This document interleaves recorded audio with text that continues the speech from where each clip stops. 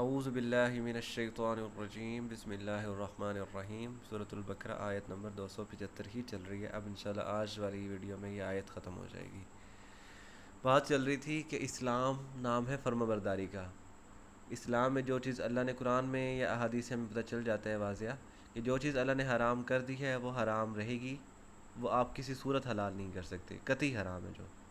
اور جو چیز اللہ نے حلال کر دی ہے وہ حلال ہی رہیں گی، وہ حرام نہیں ہو سکتی۔ یہ تو اللہ تعالیٰ نے نبی کو کہہ دیا کہ جس چیز کو میں حلال کر رہا ہوں اس کو آپ اپنے اوپر حرام کیوں کر رہے ہیں؟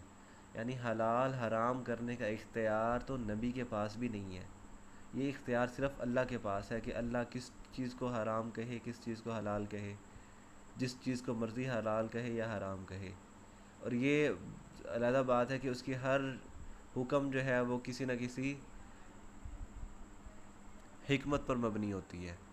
اس کی حکمت ہوتی ہے کہ ہاں بھی اسے پتہ ہوتا ہے اس چیز کا معاشرے میں نقصان ہے یا فائدہ، لیکن ہمیں حکمت سمجھ میں نہیں بھی آ رہی پھر بھی حلال حلال ہے، حرام قطعی حرام ہے۔ ہم اسے حلال کرنے کی جو مرضی کوشش کر لیں، اور سود انہی میں سے ایک حکم ہے۔ آپ کی مجھے گروپ میں سے کئی دفعہ ایک دو سوال آئے تھے کہ ہماری مجبوری ہے، تو یاد رکھیں جس کی جتنی بھی مجبوری ہو، کچھ بھی ہو رہا ہو، اسلام میں سود حرام ہے اور حرام ہی رہے گا۔ اور میں جانتا ہوں ہمارے معاشرے میں جو لوگ مجبوری کر رہے ہوتے ہیں ان کی اصل میں کوئی مجبوری نہیں ہوتی، وہ جان بوجھ کے انہیں ایسی گندی لت پڑ چکی ہوتی ہے حرام چیزوں کی کہ وہ ان چیزوں سے نکلنا ہی نہیں چاہتے۔ ایک اصول یاد رکھ لیں کہ جب آپ حلال کی طرف جائیں گے تو آپ کو حلال پسند آئے گا، حلال اچھا لگنا لگے گا۔ تو ہاں میں بتا رہا تھا جس چیز جو حلال ہے وہ مطلب جو بندہ حلال کا عادی ہے، جسے نیکیوں کے سیدھے راستے پہ چلنے کی عادت ہے، اسے سیدھا رستہ ہی پسند آتا ہے، اور اس کے لیے اس راستے سے ہٹنا اس کے لیے دل نہ تنگ کر دیتا ہے، اور وہ کڑتا ہے بہت زیادہ، اسے یہ چیز برداشت نہیں ہوتی۔ اسی طرح گناہوں کے راستے کی بات ہے کہ جو بندہ گناہوں کے راستے پہ چلتا ہے، اپنے آپ کو گناہ کا عادی بنا لیتا ہے، پھر گناہ چھوڑنا اس کے لیے بہت تکلیف دے، ایسے جیسے اس کا دل گھٹ رہا ہو، اس کا دماغ پھٹ جائے گا، دنیا ختم ہو جائے گی، ایسی سوچ اس کے اندر پیدا ہو رہی ہوتی ہے۔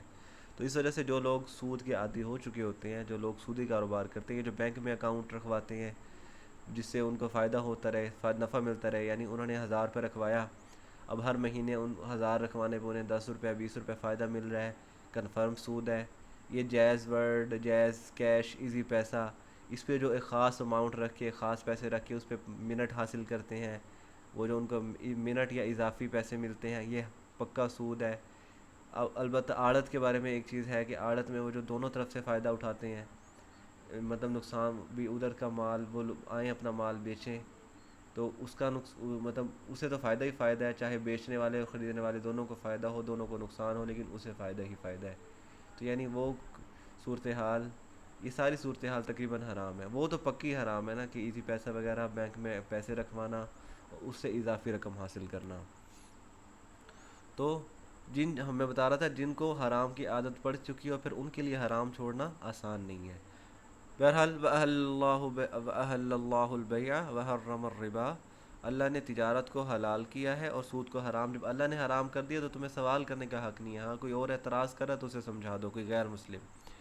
فمن پس من جو جاءہ جس کے پاس آئی، جاء آئی ہو اس کے پاس، تو جس کے پاس بھی آئی موعظۃ وعظ، نصیحت، وعظ کہتے ہیں کسی کو نصیحت کرنا، موعظہ نصیحت، تو جس کے پاس بھی نصیحت آئی من رب ہی اس کے رب کی طرف سے، فا کا مطلب پس، فنتہا اصل میں تھا انتہایا، انتہا کا مطلب ہوتا ہے کسی چیز کا آخر ہونا، کسی چیز کا خاتمہ ہونا، کوئی چیز رک جائے، اس کو انتہا کہتے ہیں، اور اردو کا لفظ ہے۔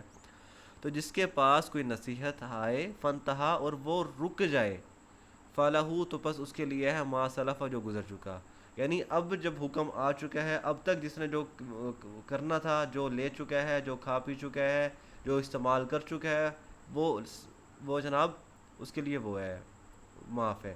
لیکن ہاں اب جس نے سود لینا ہے، ابھی جس نے سود کا معاملہ طے کیا ہوا ہے اور سود اس حکم کے بعد اس نے لینا ہے تو وہ نہ لے۔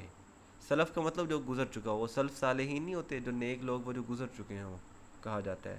ہاں اس کے لیے وہ ہے جو اس نے کھا چکا، جو استعمال کر چکا، اس کے لیے اس کو کوئی مسئلہ نہیں ہے۔ وہ امرہ اور حکم جو ہے اللہ، اللہ ہی کی طرف ہے، حکم اللہ کا ہی چلے گا بس۔